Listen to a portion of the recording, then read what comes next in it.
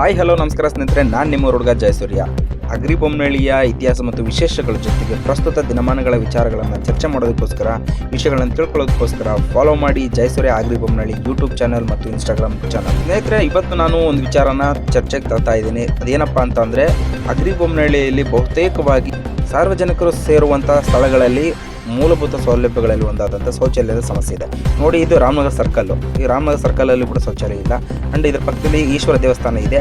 ಈಶ್ವರ ದೇವಸ್ಥಾನದ ಒಳಗಡೆ ಇರುವಂಥ ಒಂದು ಶೌಚಾಲಯ ಬಿಟ್ಟರೆ ಪಕ್ಕದಲ್ಲಿ ಅಂಬೇಡ್ಕರ್ ಭವನ ಇದೆ ಮತ್ತು ಪಕ್ಕದಲ್ಲಿ ಗಂಗಮ್ಮತಸ್ತರ ಭವನ ಇದೆ. ಇಲ್ಲೆಲ್ಲೂ ಕೂಡ ಜನಗಳು ಸೇರಿಕೊಂಡು, ಅಂದರೆ ಕಾರ್ಯಕ್ರಮಗಳಿಗೆ ಎಲ್ಲೂ ಕೂಡ ಶೌಚಾಲಯವನ್ನು, ಅಂದರೆ ಯೂರಿನ್ ಪಾಸ್ ಮಾಡೋದಕ್ಕಾಗಲಿ ಅಥವಾ ಶೌಚಾಲಯವನ್ನು ಪಾಸ್ ಮಾಡೋಕ್ಕಾಗಲಿ ಎಲ್ಲೂ ಕೂಡ ಇಲ್ಲಿ ವ್ಯವಸ್ಥೆ ಇಲ್ಲ. ನೆಕ್ಸ್ಟ್ ಬಂದುಬಿಟ್ಟು ವಾಲ್ಮೀಕಿ ಸರ್ಕಲ್. ಈ ವಾಲ್ಮೀಕಿ ಸರ್ಕಲ್ಲು ಹಾಸ್ಪಿಟಲ್ ಇದೆ, ಆ್ಯಂಡ್ ಇಲ್ಲಿ ದರ್ಶನ್ ಹೋಟ್ಲ್ ಇದೆ, ಆ್ಯಂಡ್ ಸುತ್ತಮುತ್ತ ಜನನೂ ಕೂಡ ಇಲ್ಲಿಗೆ ಊರಿಗೆ ಹೋಗುವಂಥ ಜನರು ಕೂಡ ಇದೇ ಒಂದು ರಸ್ತೆಯಲ್ಲಿ ವೇಟ್ ಮಾಡ್ತಿರ್ತಾರೆ. ಆ್ಯಂಡ್ ವೇಟ್ ಮಾಡ್ತಿರೋ ಸಂದರ್ಭದಲ್ಲಿ ಯೂರಿನ್ ಪಾಸ್ ಮಾಡಬೇಕಂದ್ರೆ ಇಲ್ಲೆಲ್ಲೂ ಕೂಡ ವ್ಯವಸ್ಥೆನೇ ಇಲ್ಲ. ಆ್ಯಂಡ್ ಪಕ್ಕದಲ್ಲಿ ಸರ್ಕಾರಿ ಜಾಗ, ಅಂದರೆ ಸರ್ಕಾರಿ ಹಾಸ್ಪಿಟ್ಲ್ ಇದೆ.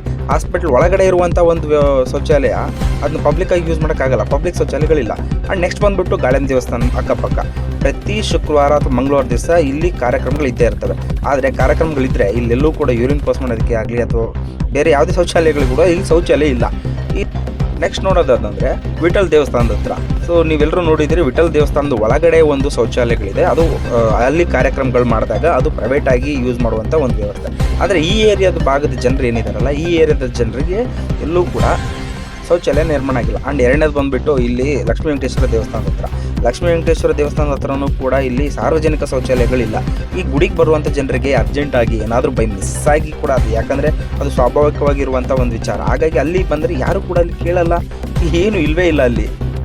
ನಂತರದಲ್ಲಿ ಅದಾದಮೇಲೆ ಬಂದಂದರೆ ಕೂಡ್ಲಿಗಿ ಸರ್ಕಲ್. ಆ ಕೂಡ್ಲಿಗಿ ಸರ್ಕಲ್ ಅಂದರೆ ಕೂಡ್ಲಿಗಿ ಸರ್ಕಲ್ಗಿಂತ ಹೋಗೋಕ್ಕಿಂತ ಮುಂಚೆ ನಾವು ರಾಷ್ಟ್ರತನ ಸ್ಕೂಲ್ ಹತ್ರ ಬರೋಣ. ರಾಷ್ಟ್ರತನ ಸ್ಕೂಲ್ಗೆ ಅಲ್ಲಿರುವಂಥ ಜನರು ಒಳಗಡೆ ಇರುವಂಥ ಶಾಲೆಯ ಶೌಚಾಲಯಗಳನ್ನು ಬಳಸ್ತಾರೆ. ಆದರೆ ಪಬ್ಲಿಕ್ಕಿಗೋಸ್ಕರ ಇರಬೇಕಾದಂಥ ಶೌಚಾಲಯ ಇರಬೇಕಿತ್ತಲ್ಲ. ಇಲ್ಲಿ ನೋಡಿ, ಇಲ್ಲೊಂದು ಹೋಟ್ಲಿದೆ, ಇದು ಗಣೇಶ್ ಹೋಟ್ಲು ಅಂತಾರೆ. ಸೊ ಈ ಹೋಟ್ಲಲ್ಲಿ ಪ್ರತಿದಿನ ಕೂಡ ಸಾವಿರಾರು ಜನ ಬಂದು ತಿಂಡಿ ತಿನಿಸುಗಳು ತಿಂದು ಹೋಗ್ತಾರೆ. ಆದರೆ ಅರ್ಜೆಂಟಾಗಿ ಯಾರಿಗಾದರೂ ಕೂಡ ಶೌಚಾಲಯ ಬೇಕು ಅಂದರೆ ಇಲ್ಲ. ಆ್ಯಂಡ್ ನೆಕ್ಸ್ಟು ರೇಣುಕಾ ಸ್ಕೂಲ್ ಪಕ್ಕದಲ್ಲಿ ಸೋನಿಯಾ ಗಾಂಧಿ ನಗರ ಇದೆ. ಆ್ಯಂಡ್ ಅದ್ರ ಮುಂಚೆನೇ ಒಂದು ಏರಿಯಾ ಇದೆ. ಇಲ್ಲೆಲ್ಲೂ ಕೂಡ ಸಾರ್ವಜನಿಕ ಶೌಚಾಲಯಗಳೇ ಇಲ್ಲ. ಸಾರ್ವಜನಿಕ ಶೌಚಾಲಯ ಇಲ್ಲ ಅಂದಮೇಲೆ ಹೆಂಗೆ ಸರ್ ಇಲ್ಲಿ ಸಮಸ್ಯೆ ಆಗುತ್ತೆ. ಆ್ಯಂಡ್ ಈ ಒಂದು ಏರಿಯಾನ ಬಿಟ್ಟು ನಾವು ಮುಂದಕ್ಕೆ ಹೋಗೋದಾದರೆ ಕೂಡ್ಲಿಗಿ ಸರ್ಕಲಿಗೆ ಬರೋಣ. ಈ ಕೂಡ್ಲಿಗಿ ಸರ್ಕಲಲ್ಲಿ ಸುತ್ತಮುತ್ತ 4 ರೋಡ್ಗಳಿದ್ದಾವೆ. ಆ್ಯಂಡ್ ಪ್ರತಿದಿನವೂ ಕೂಡ ಬೆಳಗ್ಗೆ 7 ಗಂಟೆಯಿಂದ ಸಂಜೆ 5 ಗಂಟೆವರೆಗೂ ಕೂಡ ಇಲ್ಲಿ ಬಸ್ಗೆ ಹೋಗುವಂಥ ಜನರು ಇದ್ದೇ ಇರ್ತಾರೆ. ಈ ಹೋಗುವಂಥ ಜನರು ಇಲ್ಲಿ ಯಾರೂ ಕೂಡ ಶೌಚಾಲಯಗಳನ್ನ ಪ್ರಾಬ್ಲಮ್ ಅಂದರೆ ಯಾರೂ ಕೇಳಂಗೇ ಇಲ್ಲ, ಏನಿಲ್ಲ. ಆ್ಯಂಡ್ ಅಲ್ಲಿದ್ದ ನಾವು ಮುಂದಕ್ಕೆ ಬಂದು APMC ರೋಡ್ನಿಂದ ಅಂದರೆ ಕೊಟ್ಟೂರಿಗೆ ಹೋಗೋ ರೋಡು. ಈ ಕೊಟ್ಟೂರಿಗೆ ಹೋಗೋ ರೋಡಲ್ಲೂ ಕೂಡ ಬಸ್ ಸ್ಟ್ಯಾಂಡೂ ಇಲ್ಲ. ಅಕಸ್ಮಾತ್ ನಿಂತ್ಕೊಂಡ್ರೆ ಅಲ್ಲಿ ಎಲ್ಲೂ ಶೌಚಾಲಯನೂ ಕೂಡ ಇಲ್ಲ. APMC ಒಳಗಡೆ ಸರ್ಕಾರಿ ಜಾಗ ಇದೆ, ಅಲ್ಲ ಶೌಚಾಲಯ ಕಟ್ಸೋಕ್ಕಾಗಲ್ಲ ಸರ್ಕಾರಕ್ಕೆ. ನೋಡಿ, ಇದು APMC ಮುಂದ್ಗಡೆ ಒಂದು ಶೌಚಾಲಯ ಕಟ್ಟಿಸಿದ್ರೆ ಅಥವಾ ಶೌಚಾಲಯದ APMC ಒಳಗಡೆನಾದರೂ ಕಟ್ಟಿಸ್ಬೋದು. ಶೌಚಾಲಯ, ಸಾರ್ವಜನಿಕ ಶೌಚಾಲಯ ಬೇಕು ಸರ್. ಅದಾಗಿದ್ಮೇಲೆ ನಾವು ರೈಲ್ವೆ ಸ್ಟೇಷನ್ ಪಕ್ಕದಲ್ಲಿ ಬರೋಣ. ರೈಲ್ವೆ ಸ್ಟೇಷನ್ ಪಕ್ಕದಲ್ಲಿರುವಂಥ ಈ ಕಾಗಿ ಪಾರ್ಕ್ ಏರಿಯಾ ಏನಿದೆ, ಈ ಕಾಗಿ ಪಾರ್ಕ್ ಏರಿಯಾದಲ್ಲಿ ಪ್ರತಿದಿನ ತುಂಬ ಜನ ಇರ್ತಾರೆ. ಆ್ಯಂಡ್ ಇಲ್ಲಿರುವಂಥ ಅಕ್ಕಪಕ್ಕದ ಜಾಗಗಳನ್ನೇ ಅವರು ಶೌಚಾಲಯವಾಗಿ ಪಬ್ಲಿಕ್ಕಾಗಿ ಈ ಶೌಚಾಲಯಗಳನ್ನು ಮಾಡೋದು ಕಂಡು ಬರ್ತಾ ಇದೆ. ಆ ಜಾಗಗಳನ್ನು ನಾನು ನೆಕ್ಸ್ಟ್ ತೋರಿಸ್ತೀನಿ. ಬಟ್ ಇಲ್ಲಿ ಒಂದು ಜಾಸ್ತಿ ಜನ ಇರ್ತಾರೆ, ಇಲ್ಲಿ ಜನದಟ್ಟಣೆ ಇರುತ್ತೆ, ಇಲ್ಲೂ ಸಾರ್ವಜನಿಕವಾಗಿ ಶೌಚಾಲಯ ಕಟ್ಟಿಸ್ಬೇಕು ಅನ್ನೋದು ವಿಷಯ ಅಲ್ಲವೇ ಅಲ್ಲ. ಇದನ್ನ ಸರ್ಕಾರಗಳು ಯಾಕೆ ಗಮನದಲ್ಲಿ ಇಟ್ಕೊಳ್ಳಲ್ಲ? ನೋಡಿ, ಈ ಒಂದು ತೋರಿಸ್ತಿರೋ ಜಾಗ ಏನಿದೆ, ಇದೇ ಪಬ್ಲಿಕ್ಕಾಗಿ ಶೌಚಾಲಯ ಮಾಡೋದಕ್ಕಿರುವಂಥ ಜಾಗ. ಆ್ಯಂಡ್ ಇದು ರೈಲ್ವೆ ಸ್ಟೇಷನ್. ಈ ರೈಲ್ವೆ ಸ್ಟೇಷನಲ್ಲೂ ಕೂಡ ಶೌಚಾಲಯದ ವ್ಯವಸ್ಥೆಗಳನ್ನು ನಿರ್ಮಾಣ ಮಾಡಿದ್ದಾರೆ, ಬಟ್ ಬಳಸೋಕ್ಕಾಗ್ತಾ ಇಲ್ಲ.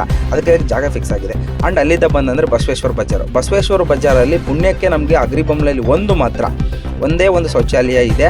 ಅದು ನೋಡಿ, ಅಲ್ಲಿ BSNL ಏನಿದೆಯಲ್ಲ, BSNL ಟವರ್ ಪಕ್ಕದಲ್ಲಿರುವಂಥ ಶೌಚಾಲಯ, ಅದಕ್ಕೂ ಕೂಡ ನಿರ್ವಹಣೆಗೋಸ್ಕರ ಹಣವನ್ನು ಸಾರ್ವಜನಿಕರಿಂದ ಕಲೆಕ್ಟ್ ಮಾಡ್ತಿದ್ದಾರೆ. ಸೊ ಒಳ್ಳೆ ಉತ್ತಮವಾದ ಕೆಲಸ. ಆದರೆ ಅದನ್ನು ಜಾಸ್ತಿ ಆಗಬಾರ್ದು. ಸಾರ್ವಜನಿಕ ಯೂರಿನ್ ಫ್ರೀ ಇರಬೇಕು.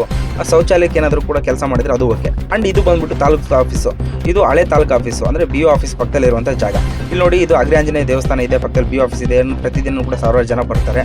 ಆ್ಯಂಡ್ ಇಲ್ಲಿ ಒಂದು ಪಕ್ಕದಲ್ಲಿರುವಂಥ ಜಾಗ ಏನಿದೆ, ಈ ಜಾಗದಲ್ಲಿ ಯೂರಿನ್ ಪಾಸ್ ಮಾಡ್ತಾರೆ.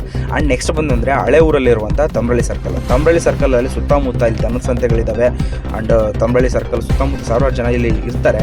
ಪ್ರತಿದಿನ ಕೂಡ ಇಲ್ಲಿ ಸಾರ್ವಜನಿಕ ಶೌಚಾಲಯದ ಅವಶ್ಯಕತೆ ಇದೆ.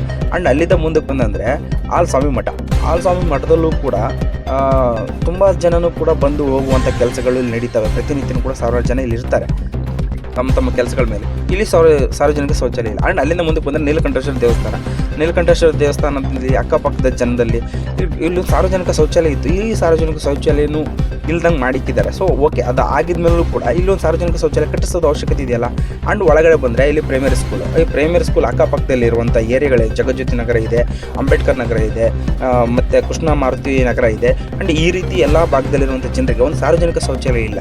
ನೋಡಿ, ಇದು ಏನಿದೆಯಲ್ಲ, ಇಲ್ಲಿ ಸಾರ್ವಜನಿಕವಾಗಿ ಮಹಿಳೆಯರು ಯೂಸ್ ಮಾಡುವಂಥ ಜಾಗ, ಇದು ಬಯಲು ಜಾಗದಲ್ಲಿ ಇಲ್ಲಿ 3-4 ಏರಿಯಾದವರೆಲ್ಲ ಕೂಡ ಇಲ್ಲಿ ಯೂಸ್ ಮಾಡ್ತಾರೆ.